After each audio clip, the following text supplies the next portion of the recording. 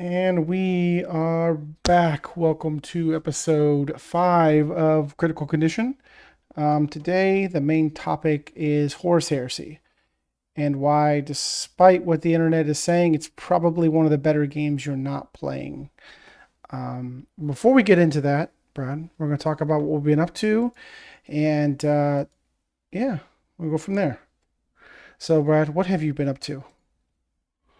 Well, I have not really been doing too much in between the weeks.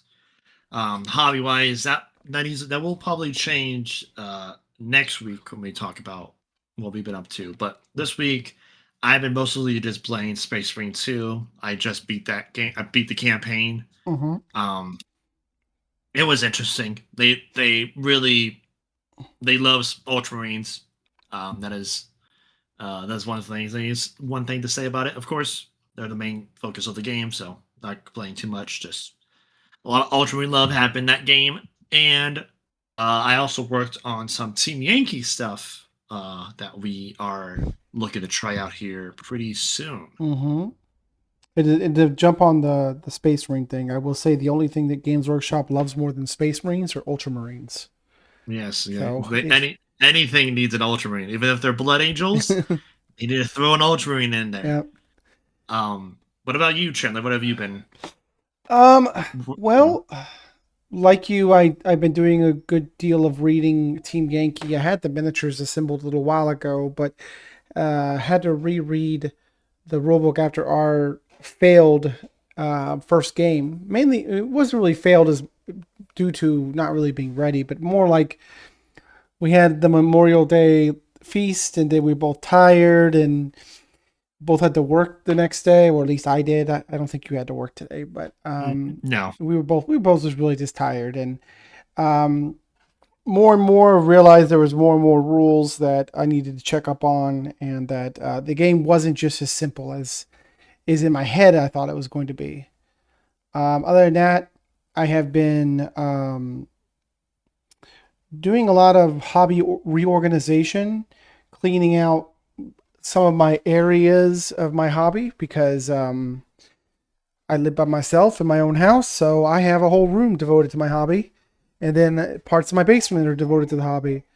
So I have been over the last few days just pulling everything out, dumping it on a proverbial floor, sorting it all out, and then putting it back nice and clear, and then hopefully finding stuff I no longer want anymore, and either selling, throwing away, or giving away.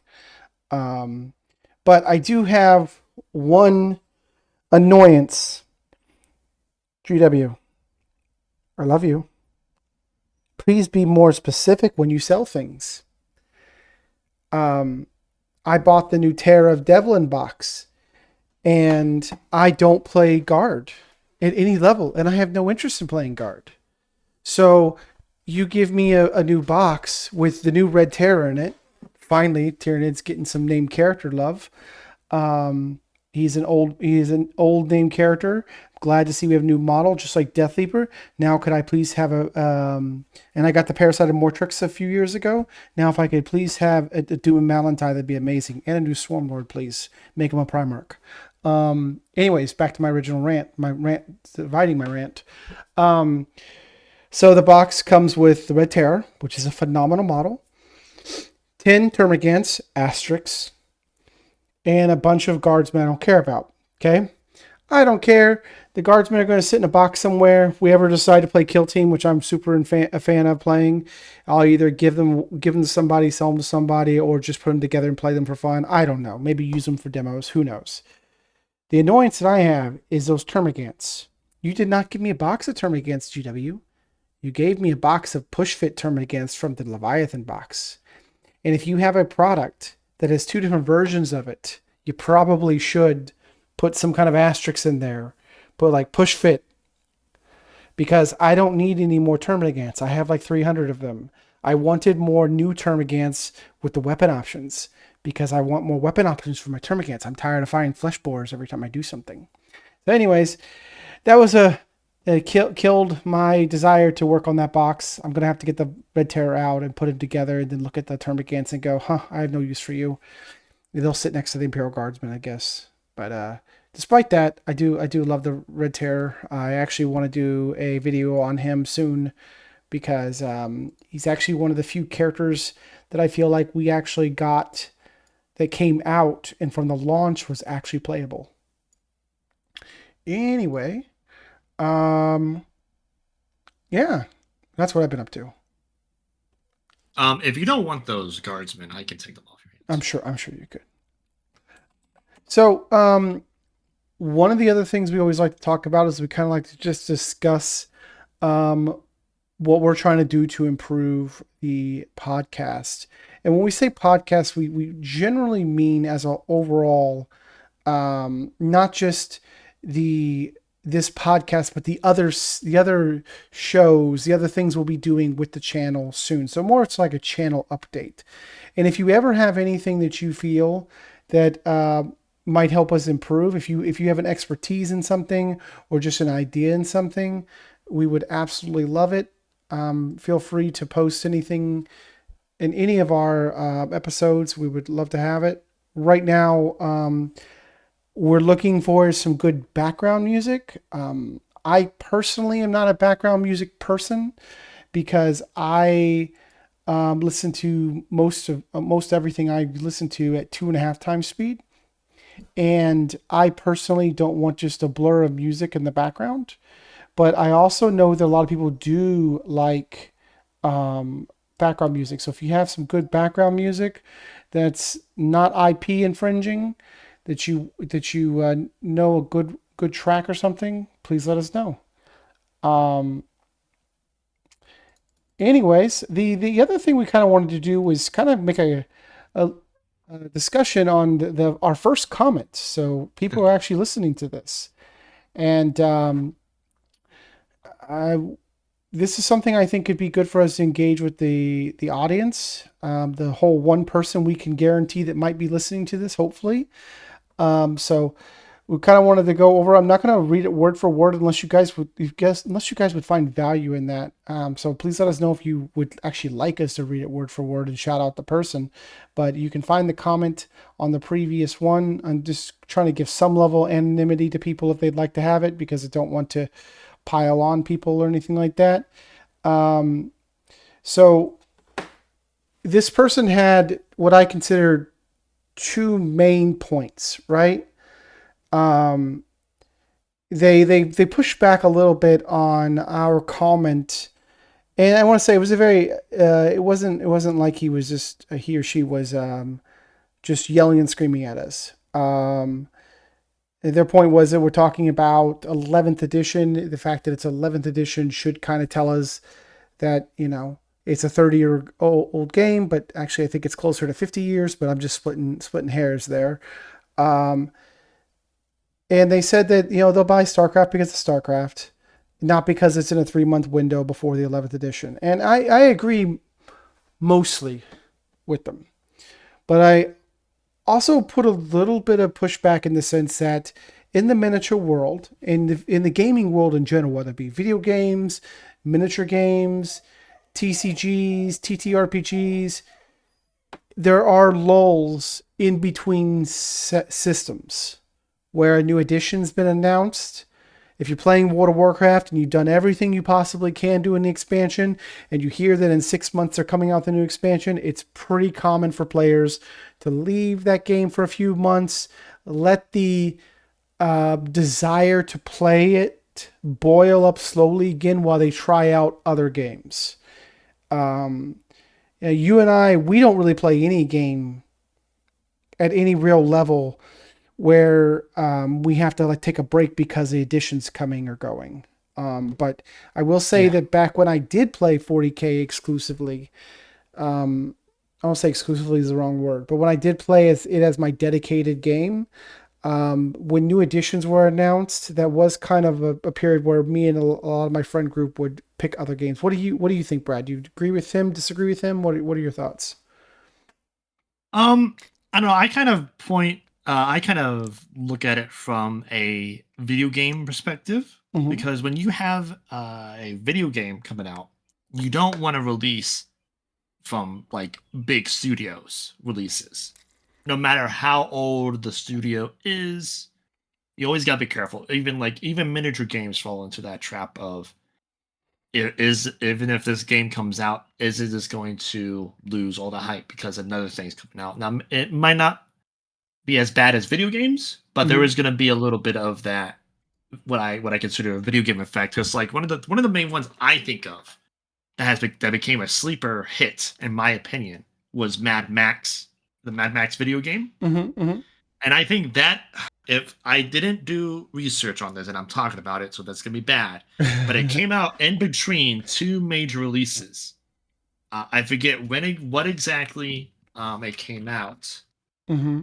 Let me just type real fast here. I'm gonna start talking, but it came out between two major releases in 2015, Okay. and that caused it to be a sleeper on the release because of the two major releases that came out.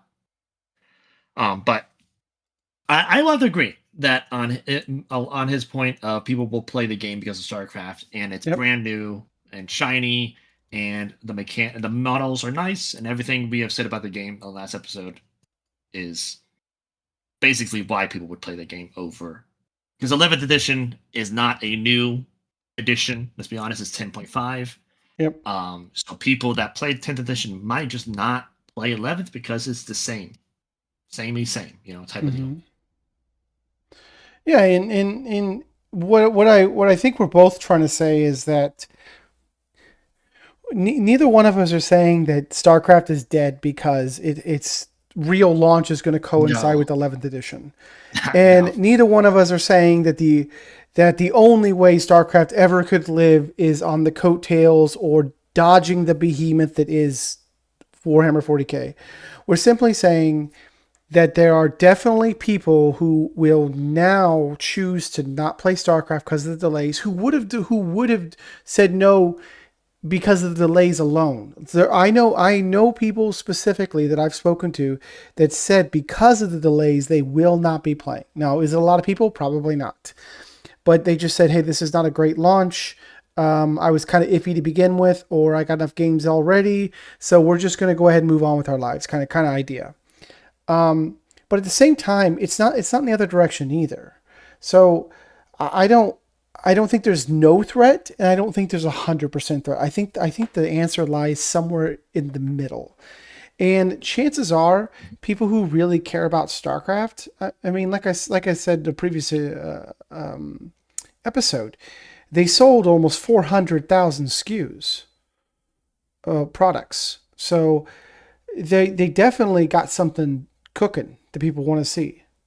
Um, Yeah, so let's move on to the second comment, which was we kind of made the comment that we shouldn't have we think that it was shouldn't have gotten the product at Adepticon, and I'm gonna take this as best I can as kind of a best faith statement, because it did feel like it was kind of framed more like a you guys shouldn't have got it because everyone couldn't have got it, not because it was bad for the business. I mean, as a business minded person, I'm thinking more of the success of Archon Studios and less about whether it's fair or not that we got it.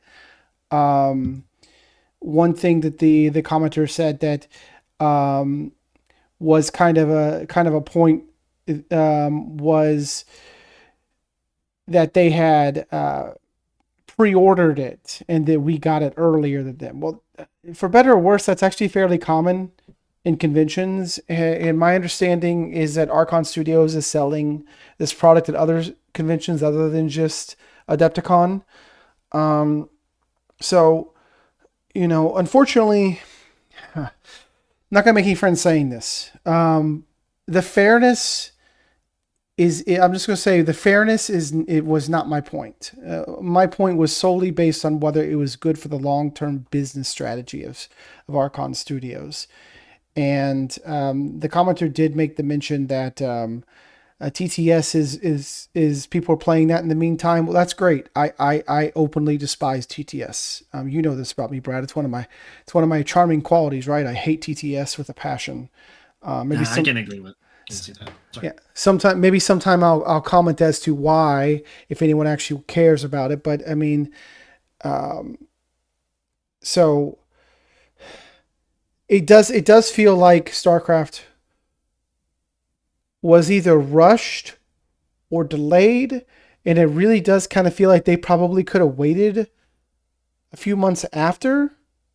Like from a business perspective, if you can get 10% more people playing because you wait longer than shorter, I think it's a good business perspective. Um, Ultimately, if they were having such problems with delays, it kind of makes me feel, and I could be wrong about this. I'm happy to be wrong about this, but it kind of like makes me feel that they were trying to rush it to begin with. And then the two things can't be true. If they're rushing it, why were they rushing it? Well, there's a behemoth called 40K coming with a new edition. You want to get in there before that, most likely. So things line up.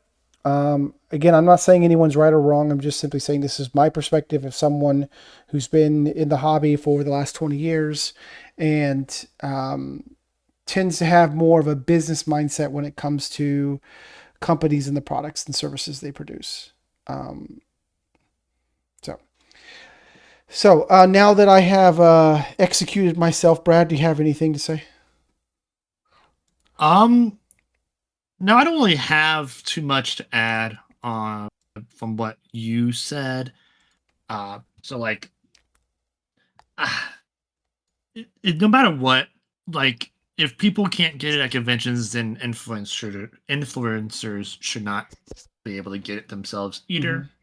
Well, It is kind of like it is just the company's way of doing advertising mm-hmm. in a bigger way, because if they Yeah. can get more people to come to their booth during a big convention like Adepticon and buy the product there, they're more likely to have more players in the long run for their game. Yeah. All the miniature game companies, except for GW, do this thing where they release their new stuff at big conventions before Yeah. it goes to retail. And GW still does a lot of convention exclusive stuff. So although GW doesn't necessarily just go, oh, here's our new edition that's going to be lined up with Gen Con 2026 or something like that. No, they don't do that. But they have a lot of convention exclusive stuff. Um, so yeah, it's. I mean, I'm just gonna stop myself now because you and I could have a really big conversation about the fairness of all this and whether it really Yeah. matters and all that good stuff. And it's not really the focus of this episode. Maybe one day we'll have one of those episodes that'll get us into a lot of trouble. We'll see. But for now, we really appreciate the engagement. We'd love to hear you guys continue to engage, and whether you agree, disagree, you got hot takes or just completely passive, common sense takes. I don't care. I want to hear them. In fact, Brad knows me well enough to know that I actually like having conversations with people I disagree with. I think it's intellectually stimulating, if nothing else. Yeah, I mean, honestly, like Chandler just said, I think just engaging with us, like even if you don't agree with everything we say, we would love to hear your opinion. Just don't be mean.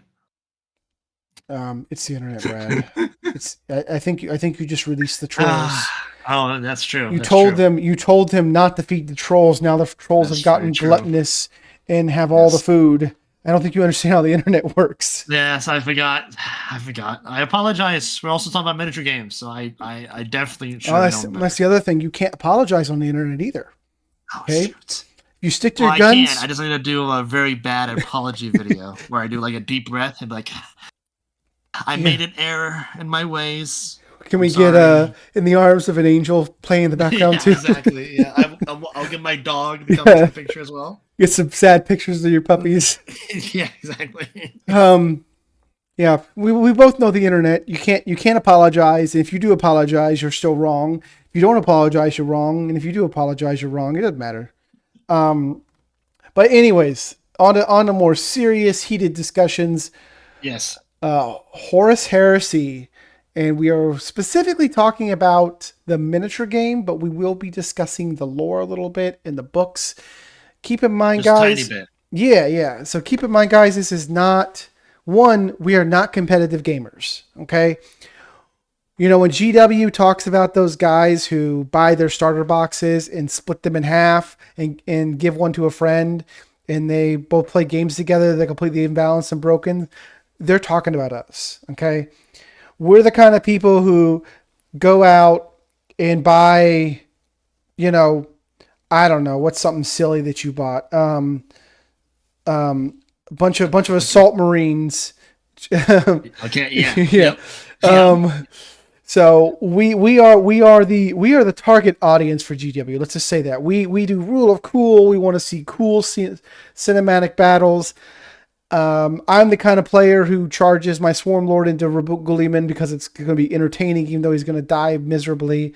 And Brad's the kind of guy who brings one squad of fire dragons to a Tyranid fight. You know, we enjoy Let's our not talk theme. about the debut of the Fire Dragons. Yeah, we enjoy our fun. We're not here to.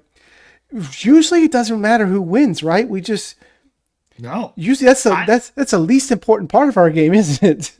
I will, when we get to that part of Horus Heresy, I will have big praises about this game when it comes Uh-huh. to that. So I don't want to talk too much about who Okay. wins or loses in this game, but I will say that when it comes to playing the game, I think Horus Heresy has done the best Mm-hmm. on making it feel like an actual game. A tug of war, if you will, but we're Like a not. tug We're of war, yeah. like a one small dice roll would have made the difference, but I don't want to touch too Mm-hmm, much on mm-hmm. it. Yep. Yep. So I'm Yep. gonna stop myself right there. So the other main point is the way we're approaching these episodes is maybe you're a little curious about Horus Heresy. Maybe you've been told by some really influential streamers. I love them, but I'm just gonna say hot take: Mordian is wrong. This game is fantastic. I love this game. It's probably one of my favorite games. You heard me, Mordian. You're wrong. I'm gonna tag him in this now too. Oh Jesus. Listen, I would love. I could see how much Morty would just love doing that. He's such. I'm not turn this into a washing of the basketballs, like he likes to say, Yeah. conversation. But I love Mordian. If you guys aren't subscribed to Mordian Glory, subscribe to it. It doesn't matter if you're a guard player or not. He's entertaining. He is an entertainer. The guy could talk about paint drying, and I would still watch him. That's how entertaining he is. Anyways, the point being is this game is great. If you are curious and you're not playing Horse Heresy, this is the best game you're not playing. So in our true sense, we're going to talk a little bit about the company. The company needs no introduction, right, Brad? If you play miniature games, you know GW. Yeah. I, If you don't, I I don't understand. I mean, I like we can talk about GW, but I don't think we need to talk about them. Um, I'm just going we to ought to just skip describe that. GW as the company that constantly slaps you across the face, then asks you for more money. You tell them no, you're not getting any more money, and then 2 weeks later you give them more money. Okay? Yes. Because GW knows what you really want. You keep saying you want this, but they offer that, and eventually you take that. They are the dreaded company. You know, they're just, if you're a miniature gamer, you probably play something of GW. They are the Blizzard Entertainment / World of Warcraft of the miniature world. Um, they do have something that people understandably are upset about, and this has mostly to do with Chapter House Studios. If you guys would like a breakdown of that, I lived through Chapter House Studios. I would be happy to talk about that a little bit if it's something unique to, if it's something curious you guys are curious about. But they have what is typically referred to as the dreaded policy. If the rules don't have a model for it, they don't make rules for it anymore. They used to. They don't anymore. This was back in the days when I had special Tyranid units or Tyranid models like the Doom and Malantai, which was a named Zoanthrope. But they basically got rid of all that due to some legal troubles with a company called Chapter House Studios, which I'm not going to go into. But since then, they've kind of basically anything that has rules has to have a model for it. And unfortunately, Horus Heresy kind of saw some of that. Now, this is kind of all new to us, right? We can't really be. We're not really bothered by this, right, Brad? Because it's never really affected us. Because we jumped in Horus Heresy Third Edition, right? Yes. For Horus Heresy, it has not affected us. Yeah. So, but it has affected us a little bit in 40K, of course. Yes, a little bit in 40K. Yep. But so I don't want to say like, oh, we don't care. We don't care, but the reason we don't care is because we were not there during first or second edition.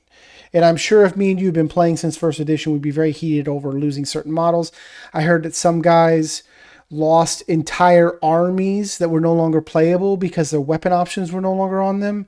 My understanding is that did get corrected because what I was told by someone, I'll just say someone that would have known.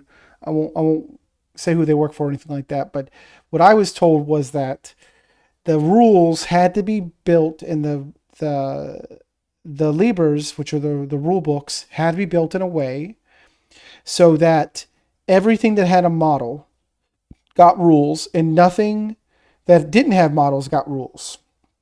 But then they turned around a few months after the release and they came out with the Legends book or the Legends PDF. And I don't know about you, Brad. Do you have anything in the Legends book or the Legends PDF? I don't like for Blood Angels. No, I mean the only thing that I know that's in the Legends book is the Sanguinary Guard. That is really. Ooh, there's one more thing. I forget the name of them. I can look them up. But there's one more thing that the Blood Angels have in that book, but I forget the name of them. But I know there's a Sanguinary Guard in that book at least. For me, and I could be wrong about this, guys. So, like I said, we said at the very beginning, we are newbies to the Horus Heresy. We do not claim to be experts, but from my understanding, I play the Thousand Suns because, of course, I do. And we have a weapon called the Asphyx Bolter, which basically gives us the rule that when they roll a 6 to wound, they automatically become AP2, I think. Or it's the other way around. It's either they roll a 6 to hit and they automatically wound, or they roll a 6 to wound and they automatically do AP2. I can't remember which one it is, but I don't really use it. From what I understand, a lot of people will use the Thousand Sun Rubric Marines from 40K bolters as those. So I have purchased some of those. I just haven't done anything with them yet. It feels like it's more fluffy and it costs a few points per model for me. But those are example of things that are legends. Now, what do we feel about the pricing of this game, though? I know that's a hot button issue for GW. So I think if you can get the local game store discount that most local game stores do, it's not too bad if you're not trying to build an army in a day. Yeah. Or like try to buy everything at once. Because if you try to buy everything at once and then you look at the price tag, you're kind of gonna hit that. You're gonna get that whiplash, like anything super expensive that you try to do all at once. I think how we did it, where we bought the Saturday Night box, split it, and then we bought the next box that came out, which was the Siege Host or whatever, and then gave out the minis for that. I think that's probably the best way to approach Horus Heresy. The prices are expensive if you try to get resin models, if you try to get anything online only, because most local game stores cannot get online only stuff. So yeah, just making sure you just budget everything and not try to go super crazy. I think you should be good with this game. It is GW at the end of the day. It's pricey. You really can't get away from that if you're playing a GW game. Yeah, and I mean, generally, the rule overall for a lot of GW games is that you pay about $1 a point, and I think the tactical boxes are like $80 retail. The Yes. Legionnaire squads, and I think those guys are like 120, 130 if you were to like give them some good upgrades. So it seems like it's a little bit in that direction, but those are just tactical Marines, the Legionnaires. Who knows what some of the outliers are, both negatively and positively. But I will definitely say that it's probably a little overpriced. Could GW afford to lower the price? Yes. Do we think they should? I mean, again, if you're willing to pay for it, you're willing to pay for it. If you're not. I as a hobby, I like where my money goes, but you and I are kind of the same way where we, at different degrees, enjoy all aspects of the hobby. We both enjoy assembly. We mainly seem to enjoy the collecting part, but the collection, buying the product, it's our biggest dopamine thing probably, and then assembling the model, painting the model, and then fielding the model. Um, so when we look at the hobby, and I don't want to speak for you, Brad, but I think you mostly agree with me on this. Is we look at it as a hobby kit, not just a game piece for a board game. Yeah, I mean, with Horus Heresy, I have gotten a lot. I don't really like putting models together. I find it tedious and annoying. But with Horus Heresy, I have spent a lot of time kit bashing recently. I found that very entertaining. Yep. So that is very nice. I like that. That introduced me to that aspect of the hobby, and that makes building models a lot more enjoyable for me, at least. And kit bashing is, and we'll talk about this here in the model segment in a second, but kit bashing is kind of new-ish to you because when you It's got very into new. 40K, this was pretty much a foregone thing. You couldn't do that anymore. Yeah. It used to be that if you really wanted to, you could put some Dire Avenger arms on a Guardian, and they would look, mostly okay because everything was ball and sockets. But you can't do that anymore. So let's go ahead and shift over to the IP itself. So like the Horus Heresy IP. Um, from a miniature perspective, this is kind of like the historical version of 40K. And I mean that in multiple segments. First part is that it's historical in the sense of you're playing like the Great War that really put 40K where it's at. The whole tipping point that created the world we know today as the Warhammer 40K universe. But also that the way it's treated by the people who play the game. The game is played by people who really do look at Horus Heresy as a historical game. Not always, but there are people who play this game almost like you're playing a like bolt action, when the color of the tan you're using for your tank could be something that's important to somebody. Now, like all good Warhammer communities, most people don't care about how you paint your models. I'm mainly referring to how they care about how they paint their own models. Um, so they care about the model looking at the appropriate aesthetic. For example, my Thousand Suns, I'm mainly building as kind of like a loyalist Thousand Sun army, in the sense that I'm not putting a bunch of mutations out there and they're not summoning demons or anything. They're playing like they are in the book A Thousand Suns. How do you feel about that as far as historical nature and whatnot? It's a little tough for me because we both right now we're both playing red armies. Yeah. And you can only do red so much in a different way to make sure the reds look different. That's only until I And bloody, gaslight you enough to play Space Wolves. I mean, listen, dude, I'm halfway there. I'm thinking about it every day. But I think just the like you said, the whole, the making sure so like for Blood Angels, I want to have a bunch of jetpacks because that's kind of like their thing. Hmm. Fast moving jetpacks, running into melee type of thing. When you think about Blood Angels, you think of melee heavy army Yep. with just shock and awe tactics.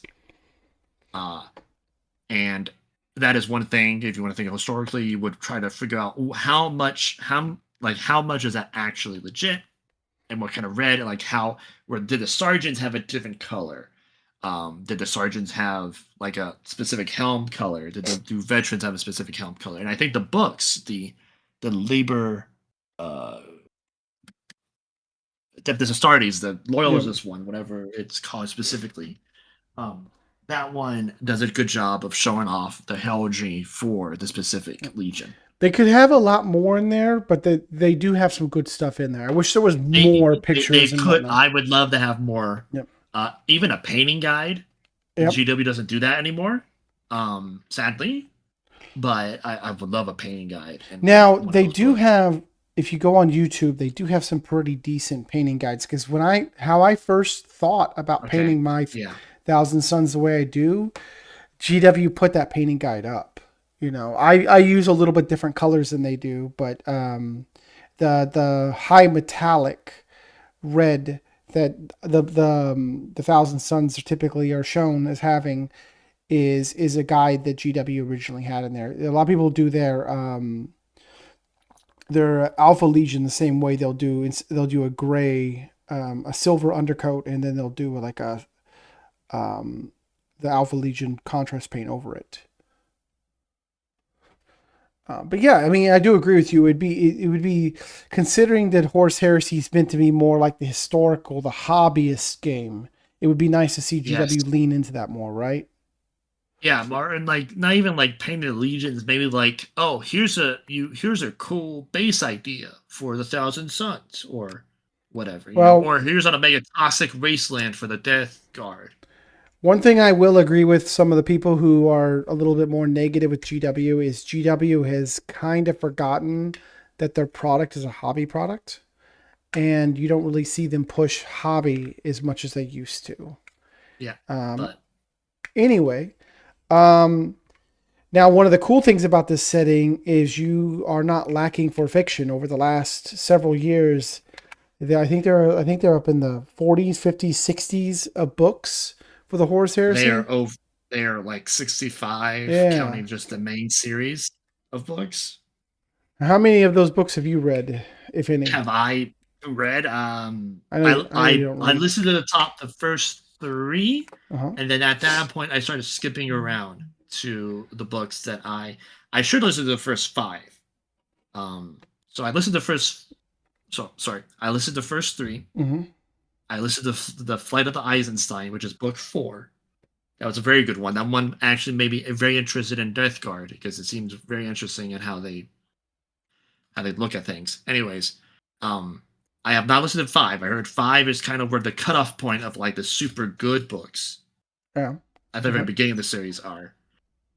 But now I kind of jump from four all the way to Fear the Tread, which is the first like real Blood Angels book,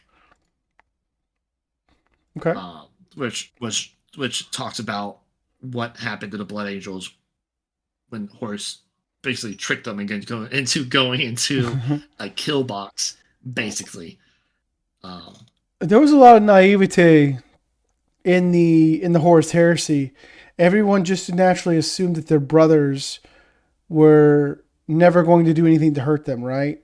Um, yes, I kind of did something similar. I um, I read the first two books, and then I started jumping around to the ones that were interest to me in the Thousand Suns specifically. But I do definitely want to go back and read some more of them. But I don't. I really doubt I'll ever get around to watching them all or reading them all. oh no, I that's way too much money Mm-hmm. to try to read them all. I I'll probably just stick with the ones I want to read and then just go from there and figure it out type of deal. Yeah, and I mean, it's no this setting is very much more of a gritty. I don't want to call it down to earth because they're still 9 foot tall super soldiers, but it's a lot more politicking and discussing things, and like in the book 1,000 Suns, you can listen to Ahriman talk about why the 1,000 Suns don't refer to the assault cannon by the name assault cannon. They call it the Reaper cannon, and um, because they believe that there's power in naming things, and I can't remember specifically what he said, but like the numbers for the symbols of the letters used in the name, aligned itself with power within their holy something, not holy, they don't use the word holy, but within their points of power. Like it's a lot of numerology and stuff like that. So but keep in mind, this is a world where that stuff actually exists, where like knowing the name of something actually does give you power over it if you know how to use it. But at the end of the day, it is just a lot of Marines fighting Marines, right? Yeah, I mean, for the most part, some of the books had them fighting Xenos, Mm-hmm. especially the first two books. The first two books have them do like murder, where they fight the Rachno Xenos, whatever they call them exactly, the Yeah. weird spider bugs. I really like the Um, Emperor's Children, like how they started like adapting the weapons of Xenos for yes. themselves. That thing. Well, that's when we get introduced to the true swordsman of the Mm-hmm. era. Um, okay, I'm not going to continue because I'm forgetting his name, so I'm gonna stop Yeah. there. And then Petrosian's guy that's pretty good at using swords. Um, Is it Lucius? Would it be Lucius? it's Yeah, Lucius. it's Yes, it's Lucius. Lucius I is like forgot one of his the name. few Emperor's Children I know by name. Yeah, Um, Lucius, and then you also get introduced to Eidolon, and yep. basically anything you see in 40k. This is where you get introduced to them when they were still loyalists. Yeah. Well, they might have not been loyalists at that point, but who knows exactly. But um, then after that, I would say just it. I just like that it gives Space Marines more character. That's Yeah. kind of like why I like the books. That's kind of what I felt a little bit lacking on the thing, and also kind of what made me play Space Marines in 40k. Not Mm-hmm. saying that I will start a Space Marines army because I love my Eldar, and and I cannot just ditch them like that. But it gives me kind of a better idea of like where the chapters came from and why they are now. So like the Blood Angels had the red thirst, or sorry, the thirst going on Mm-hmm. in 30k. They just didn't know what was going on. And Sanguinius, like you can see the whole battle of Sanguinius kind of like blaming himself for giving his sons his curse, basically what he would consider a curse from him. Yeah, and having your own take is there's like this weird thread, like a threading the needle where you have your own take on your specific army. Like for example, Yeah. I'm playing Loyalist 1,000 Suns when they're a traitor faction, or that's the way I'm modeling them. But you're also picking a legion that you really deeply care about, probably because it's going to be your entire identity, and Yes. it gives you that story how you're slowly building this army up, and because of the way the force organization chart, which is more in line with the mechanics we'll be discussing later, but it kind of, I don't want to say forces you, but encourages you to build your army that where it actually looks like an army. You're not going to be seeing an army with, three predators and then three, like with modern 40k where everything is in threes. You're just not going to have the slots the way they use force organization here. Um, but it's one of the cool things about the Marines themselves when it comes to mechanics that we'll talk about here in a second. But it's also kind of the bad part of the whole thing too, right? It's like almost everything is Marines. Now, Obviously, you can play as the Soli Auxilia, which are the Imperial Guard. You can play as the Custodes, um, or the Mechanicum. And like you were saying earlier offline, you said that you believe that we can also play as the Imperial Knights too. From what I've seen. Yeah. But most of the battles is Marine v Marine. And the funny Yes. thing is even though you and I are basically just playing Marine v Marine, we're playing very different armies. Um, Yeah. Yes, we are. even the Saturnine aside, I'm casting psychic powers and I'm wanting to be like a mid-range shooting army, and you're covered in chain swords and charging. You got the ABCs of your army, which is always be charging. Um, and I Yep. think as we both acquire more model kits to emphasize the areas we want to emphasize, I think we're going to start to see our armies spread even further apart the way we play them. Like I want to get some rapiers because, you know, infantry guys controlling these little carriages with like all the shooting seem very on theme for my guys. Um, but yeah, the so we've been talking a little bit about the models here and there. Let's actually talk about them now. You mentioned earlier kit bashing. So for those who may not know, what is kit bashing to begin with? Kit bashing, if you wanted me to explain it, Yeah. is basically when you take one kit.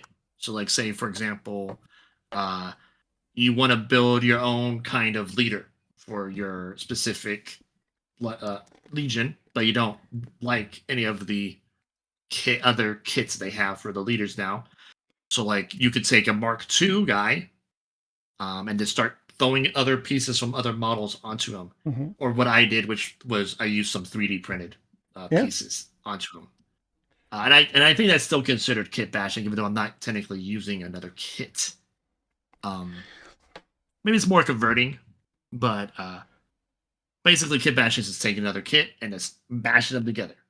And sometimes this is for mechanical purposes, right? Like you're trying to, oh, I want my leader to have a specific type of chainsword, or I want him to have a thunder hammer, and the kit I actually have for him has him with a power sword. So I grabbed a thunder hammer from a different kit. But other times it's just to tell a cool story, right? Yeah. Yes. Exactly. Yep.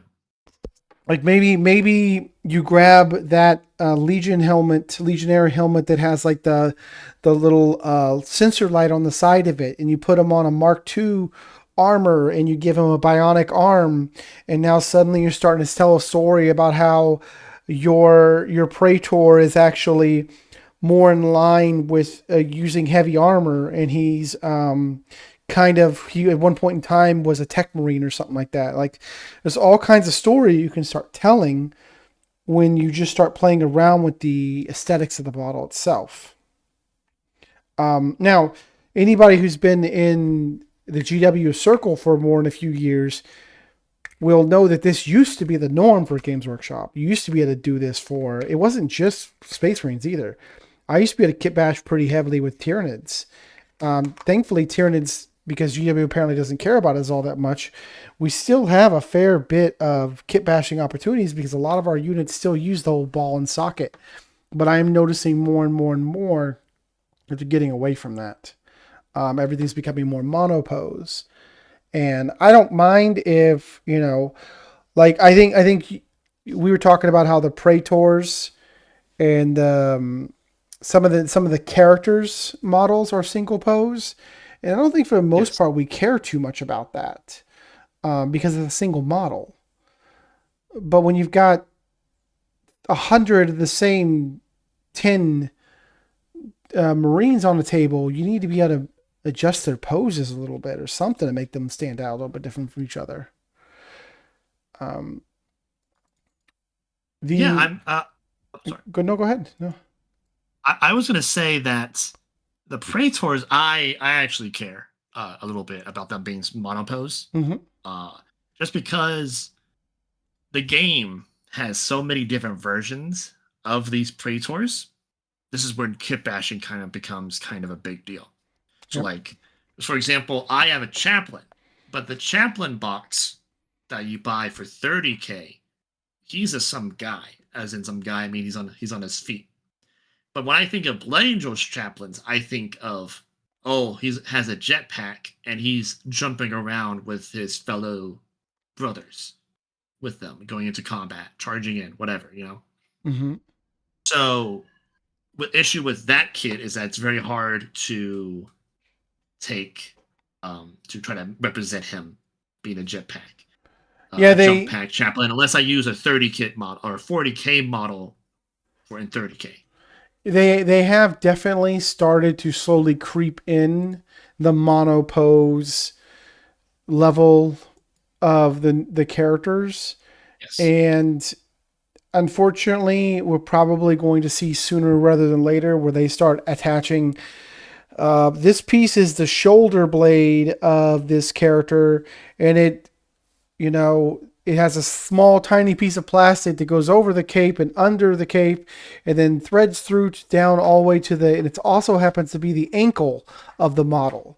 You know, they don't really, back in the old days, you used to just be able to grab two legs, glue them together, grab two pieces of the chest, glue it together, put those two pieces together, and then put the arms in the sockets. And GW doesn't like that, apparently. So that's a whole nother rant for another day, I suppose. But yeah, I mean, we're figuring it out, though, aren't we? As far as kit bashing Yes. and whatnot. Yep. Trying to figure out what exactly we need to do, all that. Yeah. So let's talk about the mechanics a little bit. Okay. Okay. Yeah. Now, I know we said this earlier, but super big warning. We are learning this game.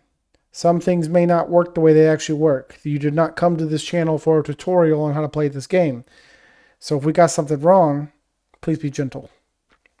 The big thing we wanted to kind of talk about was, you know, the balance. Now, before we get into the balance, though, you know, a 30,000 view of this game is basically it's a you go, I go, very similar to 40K in general, where you have weapon skills and ballistic skills, and you roll to hit, you roll to wound, your opponent rolls to save.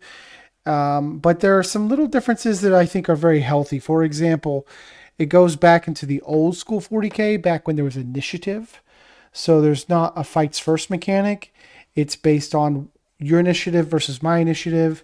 Most Marines are initiative 4, but if you happen to have a Praetor out there and he's initiative 5 and he's got a power sword, he's going to cut down some Marines before they even get a chance to swing at him. Another thing is weapon skill. You don't just hit on a flat number like you do in modern 40K. You got to take your weapon skill versus my weapon skill in a little chart. And generally, if your weapon skill is higher than mine, you're hitting me on 3s. If it's lower, you're hitting me on 5s. It's the same, we're hitting on 4s.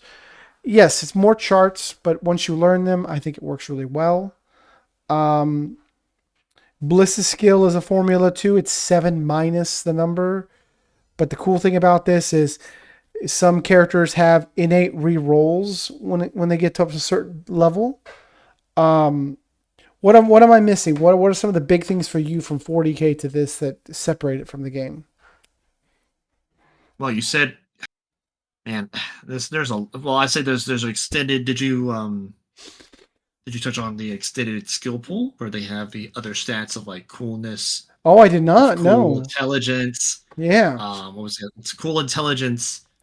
I don't want cool Willpower. Intelligence, willpower, Leadership. And there's a fourth one, leadership. Yep. Yes. So yes, but those are the kind of separates it from 40K. In older 40K, everything was just a leadership check.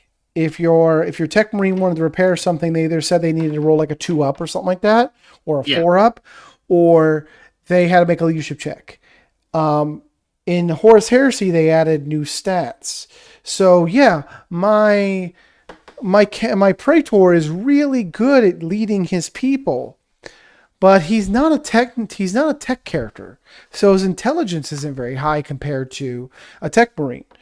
My Librarian may not be very great at leading a unit, but his willpower is really high because he's a psyker.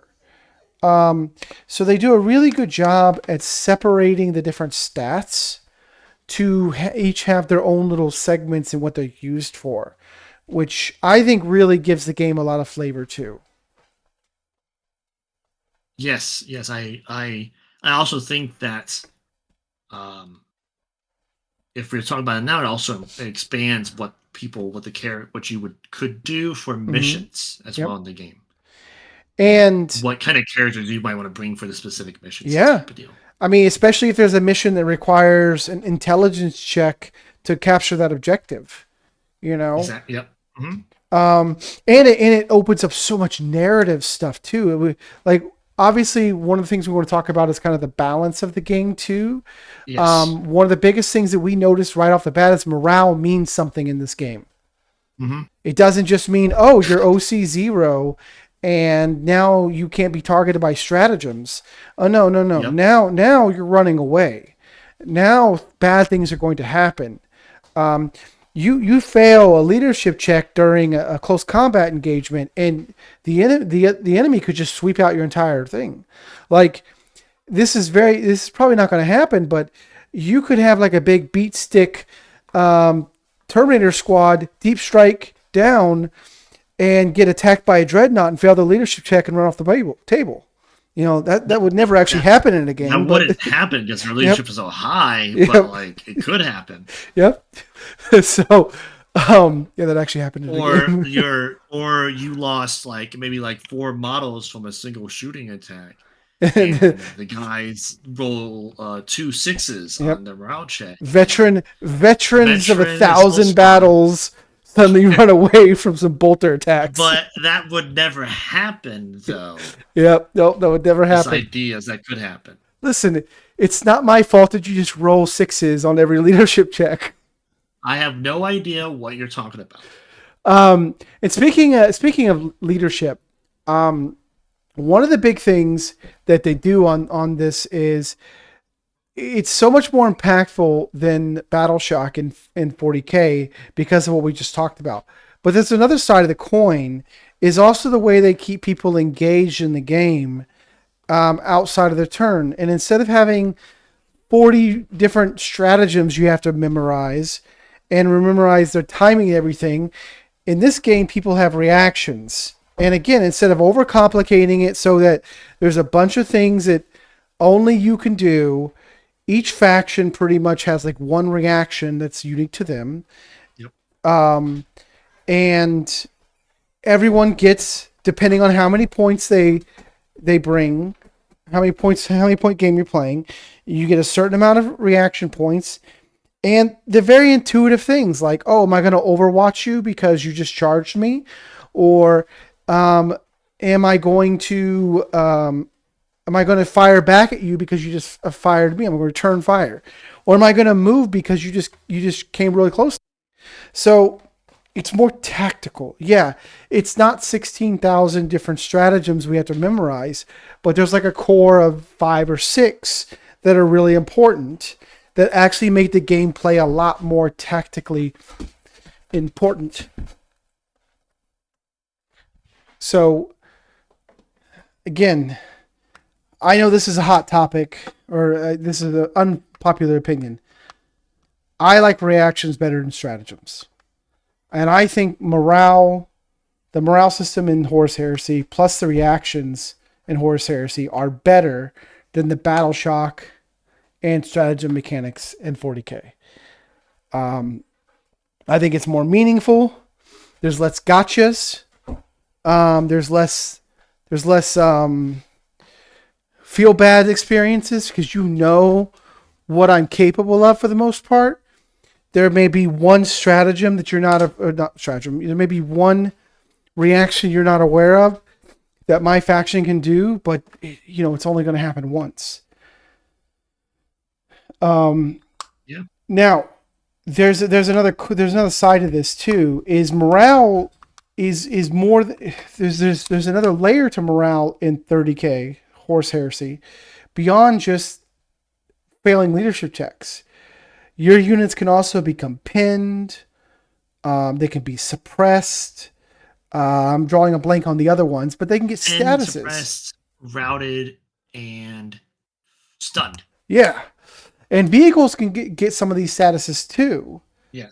So adding those statuses with morale and the reactions, in my eyes, just creates a lot more of a tactical game. And I know I've been talking a little bit myself here, so I want to give you a chance to say something because this is something I'm passionate about. I love this system. So what do you think?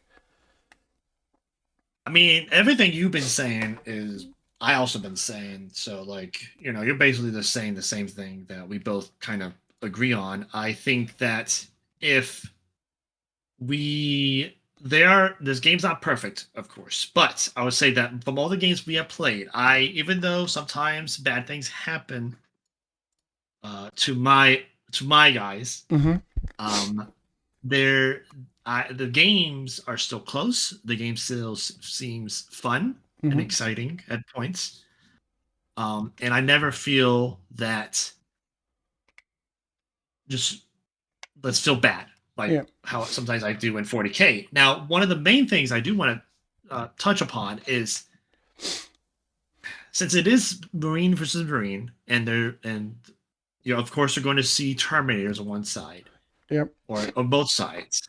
If one army just doesn't bring something that's good at killing the Terminators, it's kind of a feel bad. Now, of course, any miniature game runs into this kind of situation where if Absolutely. you don't bring an AP2 gun, and because in the Horus Heresy, Terminators have armor a Yep. save of 2, so you need AP2.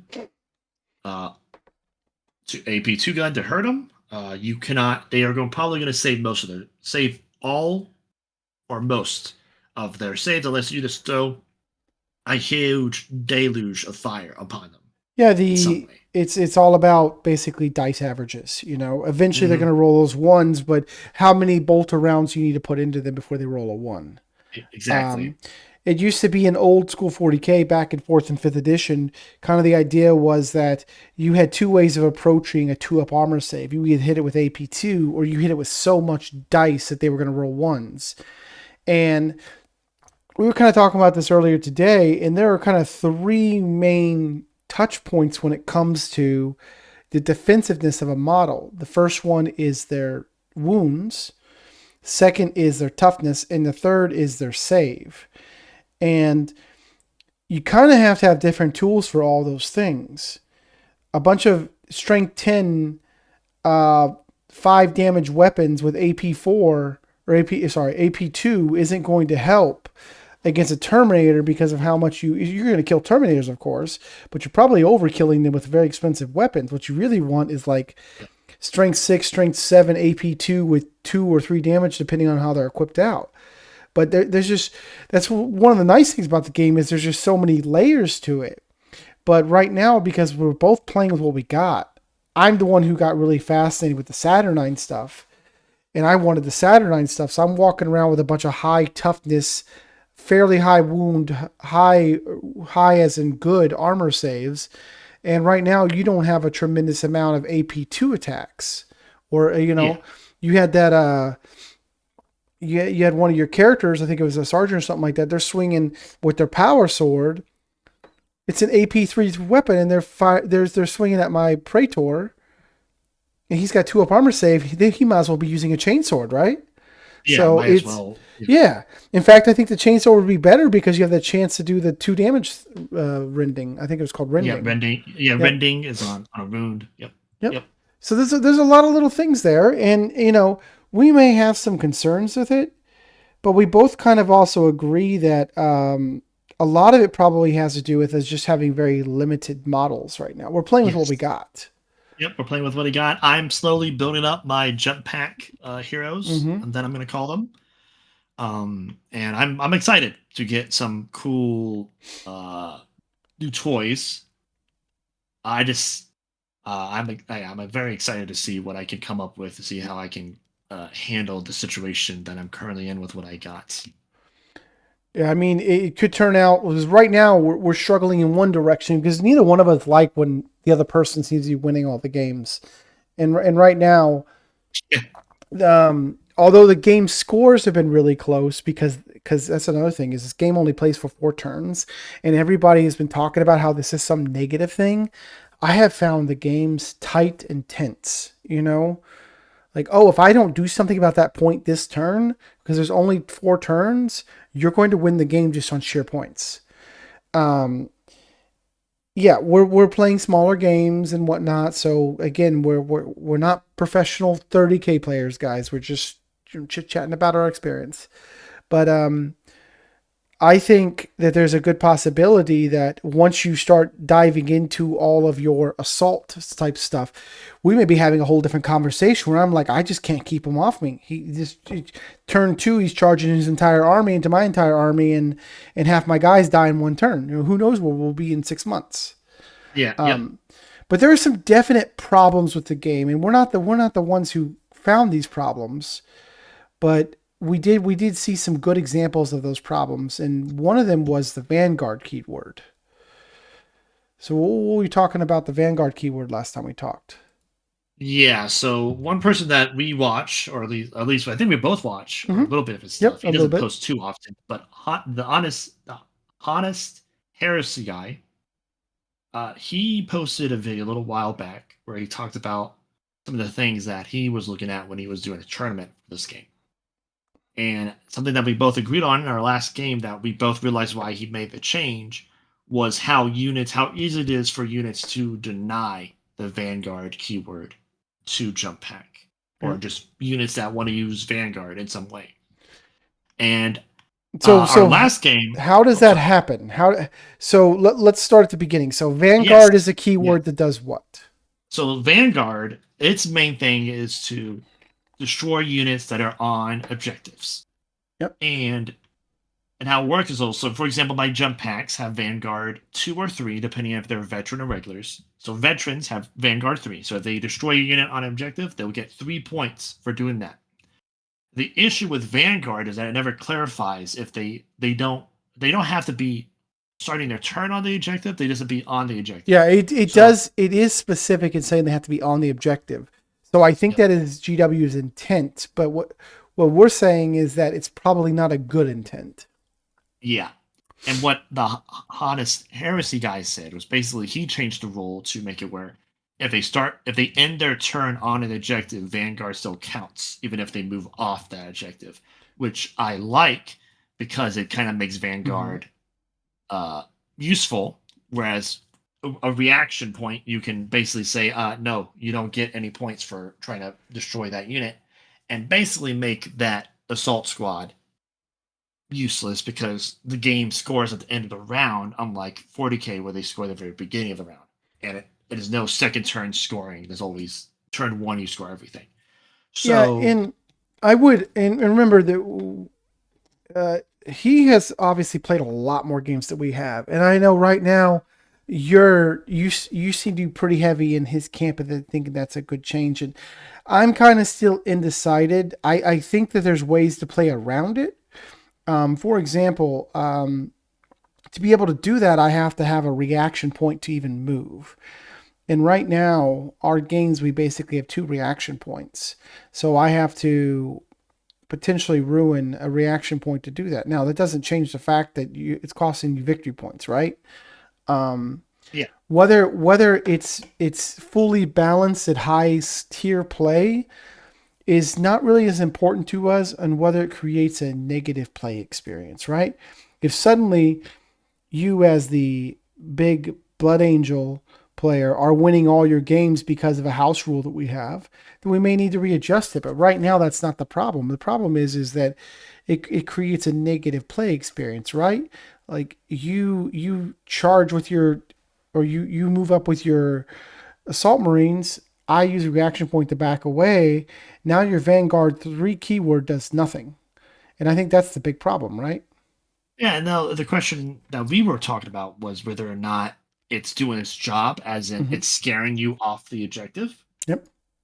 allowing my line unit to get onto the objective now, or is it not doing its job of not allowing them to score points? Yep. And I think I have to agree with you. I think we should play a couple more games before we truly get into that homebrew rules section of Yeah, stuff. and I think it can go either way, right? It could there Yep. could there could be a certain point in our game are games where we suddenly bring that into there to the rule that we're playing, and then suddenly maybe one of our friends is playing the game too with us, or you and I just get more games in, and you're like, you know what? The more I play this, the more I'm realizing that this was more balanced, just the way GW intended. We don't know. It could be in direction. So we're not saying this is good or bad. We're just simply saying this is something we're thinking about. The other, Yeah. Then go ahead. you go. You go. I was gonna say the other weapon, the other keyword we've been struggling with a little bit is the barrage keyword, and that has a lot to do with the fact that I have so much of it right now. Um, we both kind of agree that if I had the models I wanted, I wouldn't be playing so much Saturnine. But right now, it's what I got. And right now, one of the problems with barrage is you have a lot of 3-up Marines across the table, and I managed to still shoot them while I can't even see them because of the barrage keyword. And you get your saves and everything, but you only have to roll a handful of 2s and 1s before that you suddenly start hemorrhaging. And when your 10-man tactical squad goes down to 5, suddenly they're struggling and they're nowhere near as effective. So that's another keyword we've been looking at, and it could be just like with Vanguard. I don't think in larger games it's going to be a big issue, but right now for our smaller games with what limited model access we have, it is kind of a problem, isn't it? Yeah. That right now it is, and it probably is going to not be an issue once we get to higher point values because I will have, or we both will have bigger units, Mm-hmm. um, more cover probably, or not more cover, not even that, more just more units, more transports, and we will know what we're doing more better as well. Right now, like one of the things I fall into, because you have all the barrage, I just kind of forget because we play so much 40k that I'm so used to be able to clump my units behind Yep. cover.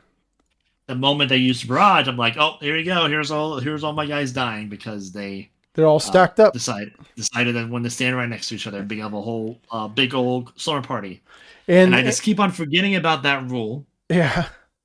And I don't know if it's scarier for them to be in bolt rifle range or barrage range, and that's kind of like one of the things that Excuse me, sir. This is Horus Heresy. We don't have any of your newfangled bolt rifles. These are bolters.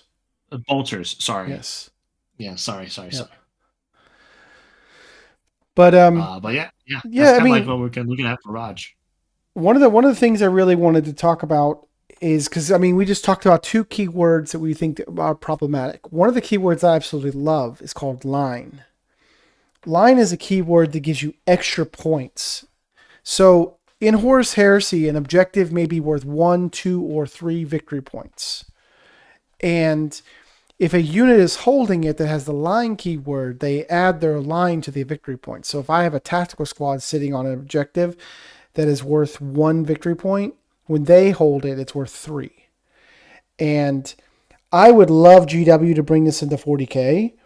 I think it is a wonderful way of encouraging but not forcing people to bring what I would call battle line units, or as we used to call them back in the old day, troop choices. So I think this is a wonderful keyword. It really makes you want to use the models. I actually want more tactical squads. I like my breachers, but one of the things I don't like about the breachers is only line 1. And it's like I would rather have an extra tactical squad so I score more points. So here I am, a unit that is not going to like win any awards for the killiness or the survival. I'm wanting to bring them because they're so good at holding objective. It's not because they're the only ones capable of doing it. It's not because they're inherently resilient or that I'm required to bring them like I was back in old 40K. It's because I want to bring them. They have value outside of their offense and defense characteristics. And I think that is some secret sauce that I would love to see GW focus more on in future iterations of the game. Yeah, I mean, I wouldn't be surprised if in like 12th edition, in like 3 more years or so, Now it'll be 3 more years. they decided to take some of the stuff from 30K and put it in 12th edition.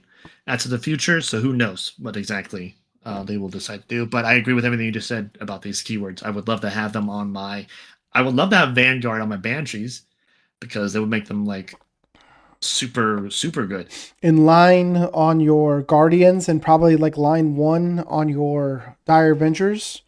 Yeah, stuff like like that. line. Yeah, like kind of like treat them like veterans. Like they have lower line, but they're just better stat wise. Yeah. So like line 2 on my Guardians, line 1 on the Dire Avengers, Vanguard 3 on my Banshees. I can see Vanguard on the War Spiders. I can see that. Um, like a lot of things could have different keywords to score points. Maybe like either could even expand how certain factions score points in 40k if they bring over these like expanded stats and stuff like that. So like kind of change how factions play the game and just get rid of secondaries altogether and just add not like bring back ninth edition faction specific secondaries, but like maybe do something unique for each faction. And faction specific secondaries wouldn't necessarily be a bad problem. One of the issues right now with 40k is there being 26 different factions. Yeah. There's just so much to remember. If every, imagine this, Horus Heresy, okay? You know how there's Slay the Warlord and the other secondaries, First Strike or whatever it's called. Imagine if every faction, every legion had a secondary that was unique to them. And they don't have to be every single one of them don't have to be unique, but like we'll put them in 5 or 6 different buckets, Like there's an assault version that Blood Angels and White Scars and World Eaters get, and then there's like a mid-range one that like the Thousand Suns get, or maybe it's something around the lines of more psychic oriented. I don't know. You could have 4 or 5 different buckets of secondaries at each. The legions each have access to one of them. That could be pretty cool. I just think that when it comes to 40k, if every faction has a unique secondary, that's 26 new secondaries. But this is why Horus Heresy is so good.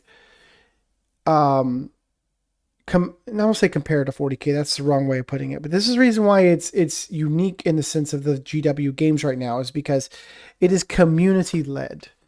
There are communities out there, even tournament organizers out there that are still doing the classic 40k thing, which is they say they don't like the way a rule works. They just change it for their tournament. It used to be pretty common if you were a tournament player back in the old days of 40k, where you would get a tournament packet and you would know like, oh, they're playing this rule this way, or they're playing that rule this way. They started doing it a little in 10th edition at the very beginning because of your Wraith Knight. They changed your faded dice for a little while. Some tournaments were doing that. I have no idea what you're talking about. You never got to live the dream of the faded dice with the Wraith Knight. Yeah, no, they fixed it real fast. Yep. But it's a positive thing. I think the community should be more engaged with making the game enjoyable. I care less about balance and more about a positive play experience. But I also understand there has to be some level of balance. GW, I think, should be focusing more on, sorry to rant about this, but I think GW as an overall should be focused more on creating like 90% of the balance and let the other 10%, let the community handle that. And then GW should take that extra energy and focus on making a narrative play experience because they've lost that in my eyes. 40K has lost it, but Horus Heresy still has it. I mean, we've played several games now, and like for example, you used to bring a Leviathan Dreadnought with all close combat weapons, and for the first few games you were like, oh, this guy just sucks. He doesn't go anywhere. He doesn't get anywhere. And then when we started playing with objectives, you're like, oh, well, I could see how he has some limited uses, staying close to the objective, or maybe threatening the middle. And then we played the game just now, and you were like, I forget when you said it, but you basically said something like, your Saturnine's like in the middle of the table and I can't do anything to him. If I had my Leviathan, and I was like, yeah, I'm pushing him forward because you got nothing to threaten him. So listen, it was he was put back to sleep for a little bit. He was working too hard. Okay, he never died. I don't think you destroyed him. I think you might have destroyed him once. No, I don't think I actually ever. I got him down like 1 or 2 wounds. I think one time. Maybe, but he had to take a break because he was injured so much. I think bringing back to the earlier part of this podcast, I mentioned Mordian, And I think Mordian had a really good point on this, is that people talked in the very beginning of Conflict 47 about how certain models were bad. Like people were talking about how the linebacker was bad as a unit. And he goes, well, you think he's bad until you stop bringing him, you know?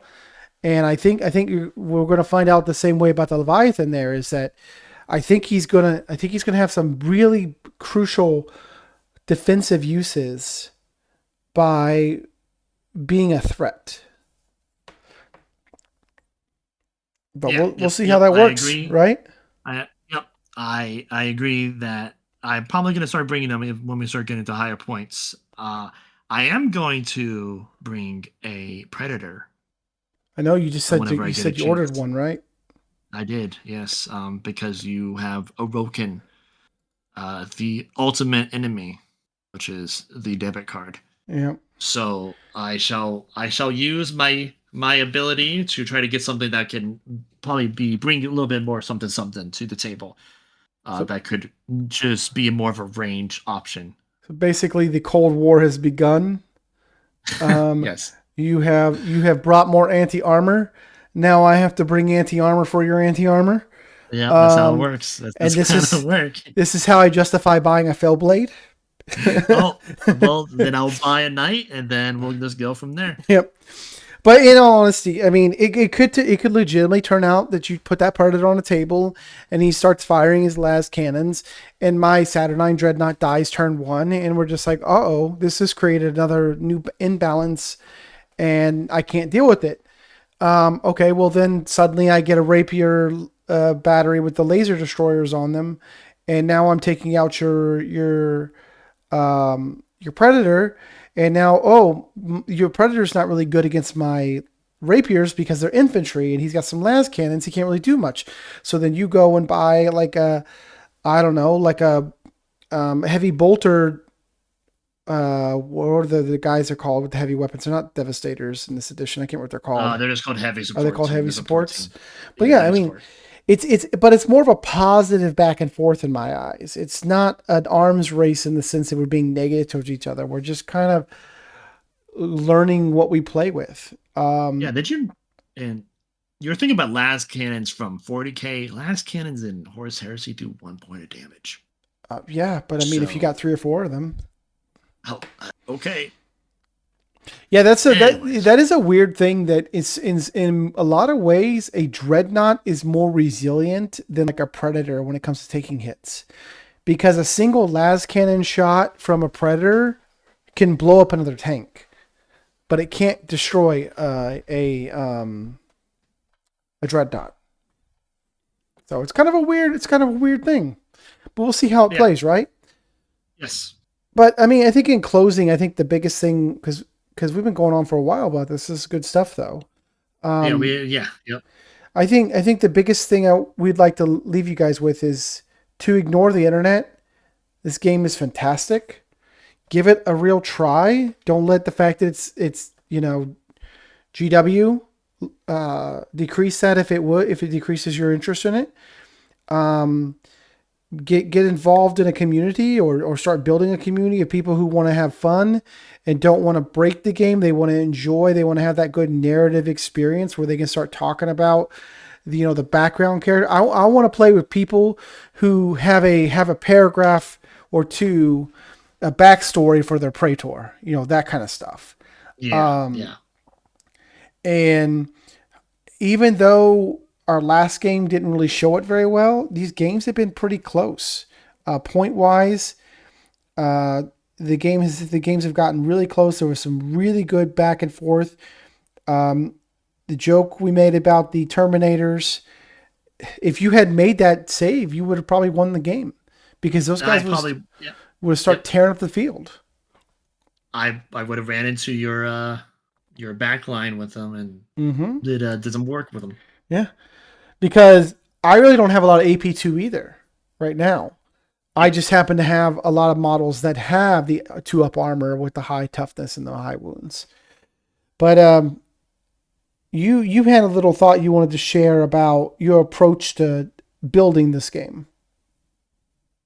yeah. So one of the things that people like when we're closing, as we're closing out the episode here, one of the things that people are going to think about is the game is expensive, but I kind of want to view this game as a slow build, as in you get the Saturn box, you split it with a friend, or you just keep it for yourself, whatever is best for you, and then you slowly build up an army.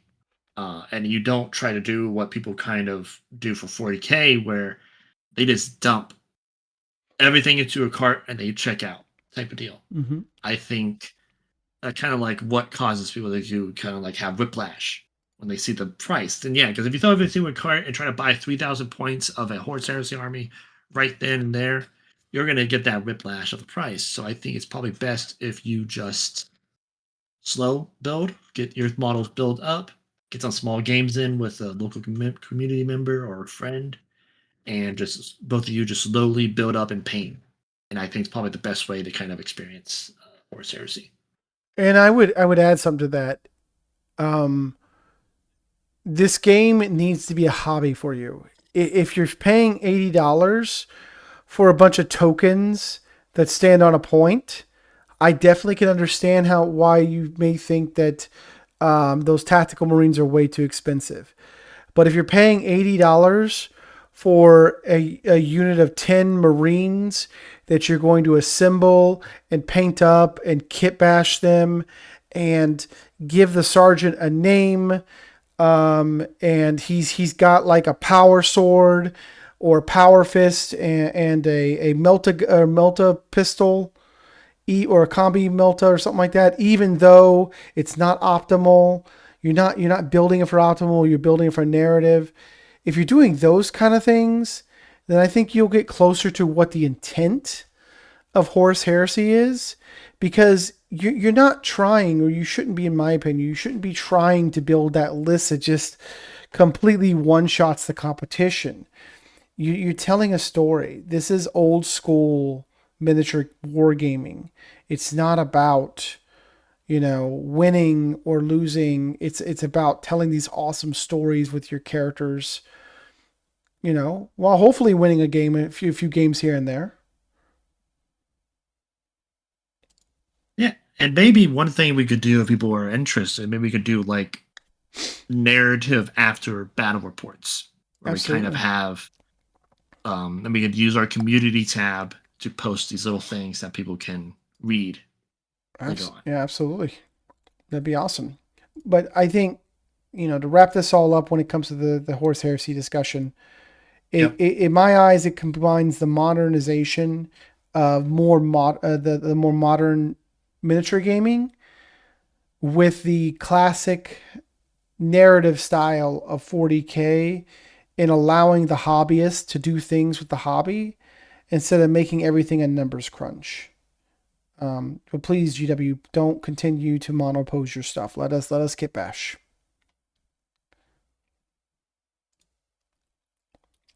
But, yeah, I think with that, I think it's probably best if we talk about what we're doing next for our next episode. This is quickly becoming our longest episode, and we haven't really said all that much negative stuff about this game, have we?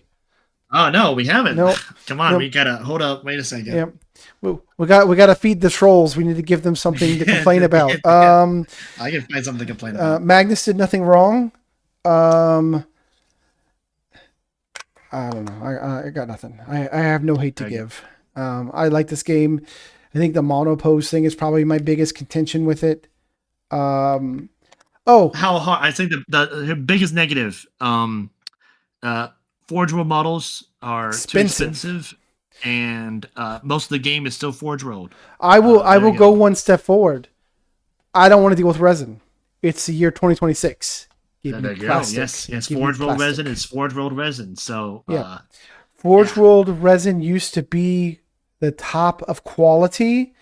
In my opinion, pretty much every miniature game I can think of that does resin still does it better than GW. And I think GW knows that now, because they're moving everything to plastic. Even the big units that are coming out in Horus Heresy are all moving to plastic. So there's our negative thing. There's our negative. Feed the trolls. Feed them. Tell us how we're wrong and about how we obviously hate this game because of that. I say it jovially, guys. I'm not really upset at anybody. Next episode, what are we talking about, Brad?